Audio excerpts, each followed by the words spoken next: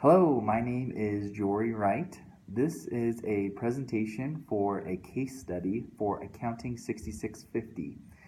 The case I will be presenting is called Walmart Inventory Shrinkage. I'd like to make a few introductions first to this case since there are a handful of people involved. First, Shane O'Hare. He wears the burden of the ethical dilemma presented by this case. He was promoted by Jeffrey Cook, the regional manager for Walmart. Jeffrey tasked Shane to be the new store manager of a Walmart location that was having severe shrinkage problems. It was rumored that if the problem persisted, that this Walmart location could be closed. Shane felt a large responsibility to the community, the workers of that location and the town it was located in, and of course to his employer, Walmart, who was undoubtedly bearing the heavy cost of the inventory shrinkage. After a few prescribed changes that Shane made, his new store quickly had a dramatic change in shrinkage. It was because of the downward trend in volume of shrinkage was so drastic, it seemed fishy to Shane, and the report was too heavily in his favor too soon. Shane learned that Cindy Rondell and her superior, Larry Brooks, retired shortly after the report came out, and also that the regional asset protection manager had been fired. Was this all too coincidental? Shane feared that he would be next, despite the good news of how his now low shrinkage problem was. Shane discreetly spoke with another local store manager about his dilemma and learned that her store had similar problems, and she taught Shane about a very specific inventory counting method that could easily hide or increase actual shrinkage numbers.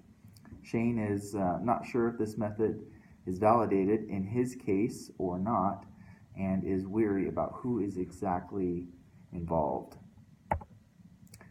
What should Shane do? According to the IMA, in their advising document on how to resolve ethical issues, they prescribe discussing the issue with an immediate supervisor. If no resolution is provided by the immediate supervisor, then the issue should be addressed to the next in chain of command, always involving the chain of command one higher than the suspected fraud. If no comfortable resolution can be met within the company, employees are able to turn to an IMA ethics counselor, and finally, if the problem persists, they can contact an attorney to discuss any rights involving any ethical conflict. My suggestion to Shane is to attempt approaching his direct superior, Jeffrey Cook, about the specific counting and the fraudulent counting of inventory and the accounting transactions based on the inventory counting methods. With the recent retiring of Cindy and Larry, I'm not sure I feel comfortable with him going up in the chain of command. So I would recommend Shane also approach an IMA ethics counselor. This step is to help strengthen Shane's potential case that he is not involved in the suspected or alleged fraud, and that he is actively attempting to resolve and or mitigate it.